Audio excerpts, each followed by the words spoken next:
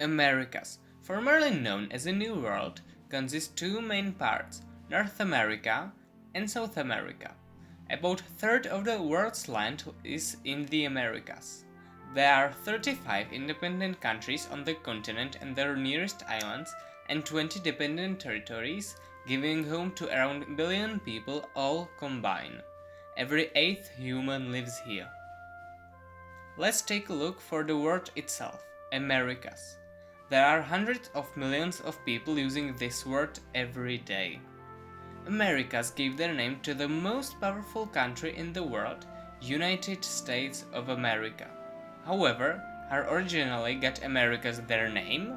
Amerigo Vespucci was a merchant living in Sevilla, Spain, who was born in the city of Florence in nowadays Italy. He was present in 4 expeditions to the New World in 1490s and 15s. Objectives of these actions were to discover and describe the coast of South America. Vespucci wrote about the indigenous people with no religion and their battles to revenge. Vespucci made a lot of work to discover and describe the New World. His first name, Amerigo, is considered to be a basis of naming the new vast land in the West. There's one detail that makes a bit no sense. Think about places like, for example, Drake Passage, Bering Strait, or the state of Pennsylvania. All these 3 are named after the name of their discoverer or at least important person related to these areas. The last name. If Vespucci gave his name to the New World, it would sound like Vespuccia or Vespucci's Land, which is not. You might say that there are names as Louisiana or Georgia named after first names. However, these names are from Kings Louis XIV of France and George II of Great Britain, the men who had been better known for their first names because they were monarchs. For our story, it's this guy who's important, Martin Waldseemüller, a French cartographer and author of the first world map ever where the name America is used. It's also a first map where Americas and Asia can be seen as 2 different land masses. The name of America is used just for the area of South America here. Waldseemüller probably saw using the word of America in nautical maps of John Cabot, so he linked it with the name of Vespucci, the guy he already knew. John Cabot, or originally Giovanni Caboto, was a mariner with Italian roots. In the second half of 15th century, when he lived, spices had a big value, so Cabot wanted to make money from transporting to the Europe from Asia. When he heard about new way through the ocean in the west, he wanted to use that way.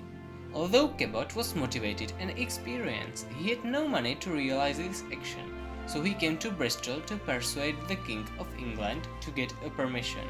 He also met a rich businessman Richard Amerigo here, who later became a sponsor of his expeditions. Born as Richard ap Merrick, which means Richard, the son of Merrick, Richard Amerigo was born in a small Welsh village, Weston upon Pennard, in 1445. He had money after his move to Bristol, a fast-developing port city. In 1495, Amerigo met John Cabot and gave him financial resources to build a small boat called Matthew after the biblical apostle. 2 years later, Cabot arrived to the area of nowadays Canada and named it Newfoundland. He founded this expedition unsuccessful and returned to the Europe. It was also the first moment when any European set his foot on the soil of American continent. When returned, Cabot told the king about his expeditions. Henry was delighted because of founding new land which could be taken by England. Richard Amerigo became a key donator of Cabot's expeditions in the future. He had a good relationship with Cabot, so he could rightfully expect that the new land will carry his name. The second journey overseas took place in the spring of 1498. Cabot didn't survive it, so he was replaced by his son Sebastian. So, who gave America its name? The best answer is... we don't know. The long time has passed since this name was used first, so we will maybe never be able to say with 100% certainty whether it was Vespucci, Amerigo, combination of both or even none of them. Thanks for watching.